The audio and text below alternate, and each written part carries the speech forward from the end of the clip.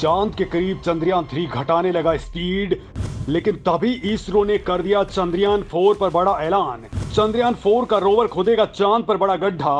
भारत का प्लान जान, अब नासा ने भी दिए बड़े संकेत। दोस्तों, चांद पर चंद्रयान 3 केवल 20 दिन बाद लैंड करने वाला है। 1 अगस्त की रात को इसरो ने 31 मिनट तक इसके इंजन्स को चालू किया और उसके बाद तगड़ा धमाका हो चुका है। अब दोस्तों, चंद्रयान 3 धरती को हमेशा के लिए अलविदा कह चुका है और वो चांद की तरफ 37,200 किलोमीटर प्रति घंटे की रफ्तार से आगे बढ़ रहा है। दोस्तों, चंद्रयान 3 ने अपनी रफ्तार को कम करना भी स्टार्ट कर दिया है और अब वो चांद के ऑर्बिट को पकड़ने के लिए चांद से 40,000 किलोमीटर दूर पहुंचकर धमाका करने वाला है। और दोस्तों, इसी दौरान पूरा देश इसरो की इस सफलता पर वैज्ञानिकों को लगातार बधाई दे रहा है, तो वहीं इसरो के वैज्ञानिक भी बिल्कुल झूम उठे हैं। और दोस्तों, इसी दौरान इसरो की तरफ से एक ऐसी खबर सामने आई है जिसने सबको हैरान करके रख दिया है। दोस्तों, मैंने आपको कुछ दिन पहले बताया था कि जापान का एक चंद्र मिशन हाल ही में इसी साल फेल हो चुका है और चांद पर लैंडर उतारने का जापान का सपना भी सपना ही रह गया है। लेकिन अब जापान ने भारत के साथ बातचीत करना फिर से स्टार्ट कर दिया है।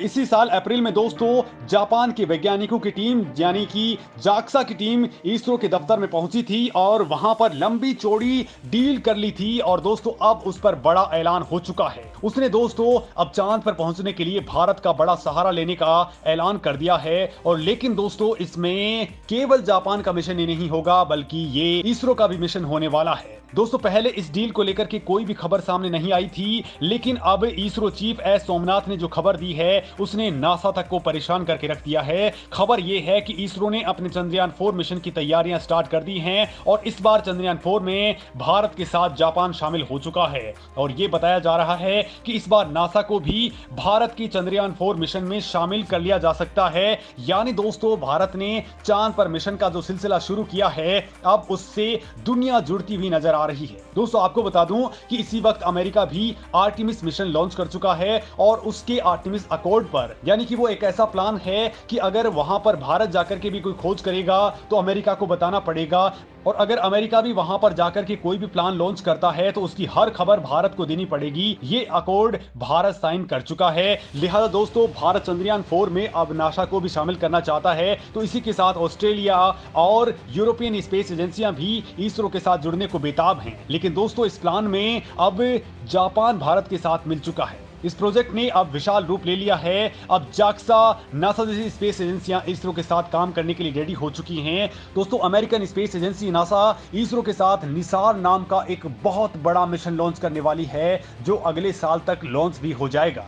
और इसके साथ ही दोस्तों, इसरो ने अब नासा को भी अपने चंद्र मिशन में शामिल करने का प्लान आगे बढ़ा दिया है। बड़ी बात यह दोस्तों कि कभी रूस हमारे काम आया करता था, हमने रूस को अपने प्लान में शामिल किया था, लेकिन चंद्रयान 2 के वक्त कुछ ऐसी घटना हुई थी जिसने भारत का मन खट्टा कर दिया था, क्योंकि उस प्लान में रूस ने अपने पांव पीछे हटा लिए थे। शायद उस दौरान चीन का कोई दबाव था, लेकिन उस दौरान रूस पीछे हट गया। लेकिन भारत ने अपने दम पर चंद्रयान 2 लॉन्च किया, चंद्रयान 3 को भी अब लॉन्च कर दिया है। और उसके बाद अब जापान के साथ ही अमेरिका भी भारत के साथ में आ चुका है। यानी दोस्तों, बहुत बड़ा खेल हो चुका है और इसकी जानकारी आपको भी होना जरूरी है। लिहाजा मेरे साथ इस वीडियो पर लगातार बने रहिए।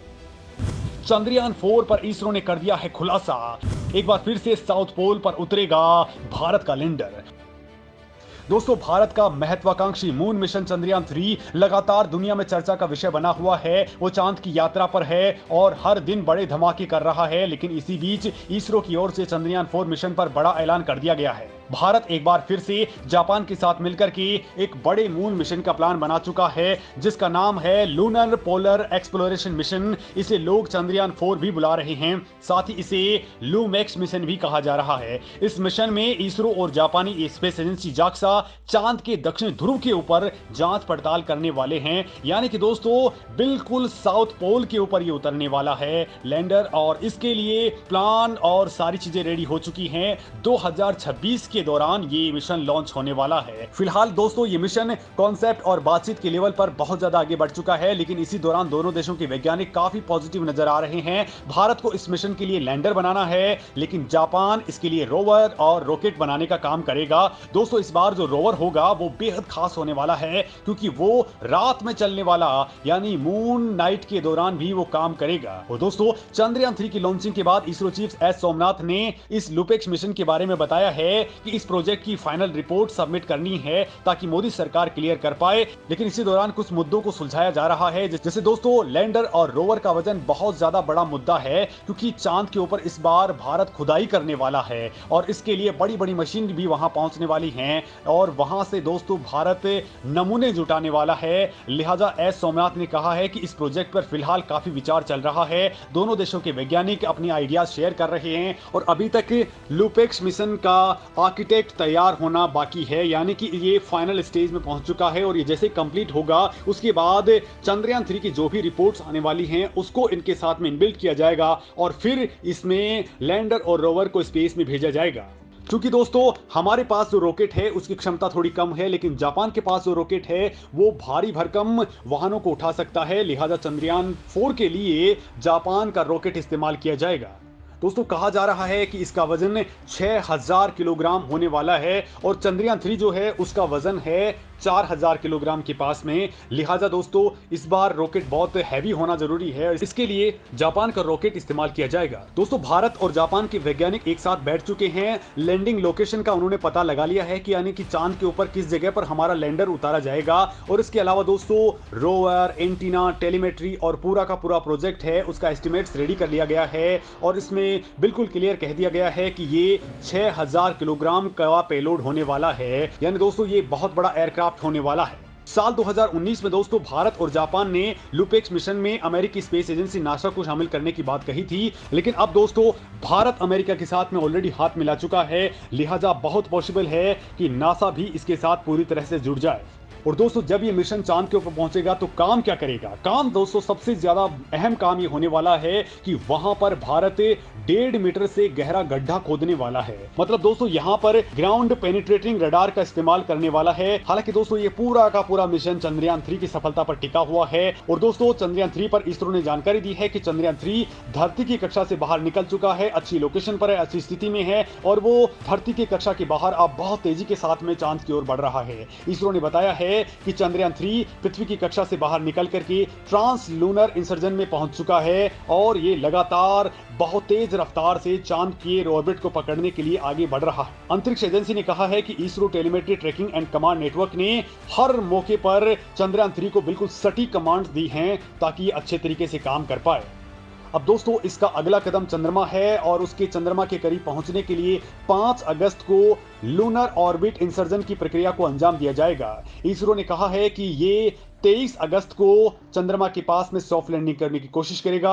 अभी तक के इतिहास में दोस्तों जिन भी देशों या जिन भी स्पेस एजेंसियों ने रॉकेट के जरिए सीधा चांद पर जाने की कोशिश की है उनमें ज्यादातर को निराशा ही हाथ लगी है, लेकिन इसरो ये गलती बिल्कुल भी नहीं करना चाहता है। इसरो इस बार बिल्कुल सटीक तरीके से कमांड दे रहा है ताकि असफलता की कोई गुंजाइश ही ना रहे और इसके लिए भारत के वैज्ञानिक दिन रात एक कर रहे हैं। मतलब दोस्तों देश के लोग सो रहे हैं, लेकिन आधी आधी रात जग करके भी हमारे वैज्ञानिक लगातार इसरो हेडक्वार्टर्स में ये अभ्यास कर रहे हैं कि चांद के ऊपर हमारा लैंडर सुरक्षित तरीके से लैंड कर जाए। और इसके बाद भारत ने अपने नए मिशन का ऐलान कर दिया है। मतलब भारत की प्लानिंग बिल्कुल क्लियर है कि अब चांद को फतेह करना ही है किसी भी हाल में, चाहे इसके लिए हमें नासा की मदद लेनी पड़े, चाहे जापान को हाथ मिला करके साथ में लेना पड़े या ऑस्ट्रेलिया या फिर यूरोपियन एजेंसियों को साथ में मिलाना पड़े। दोस्तों बड़ी बात ये भी बता दूं आपको कि जितनी भी एजेंसियां हैं इन सब की हेल्प इसरो इस वक्त भी ले रहा है और वो आगे बढ़ चढ़ करके भी इसरो के प्लान में जुट रही है।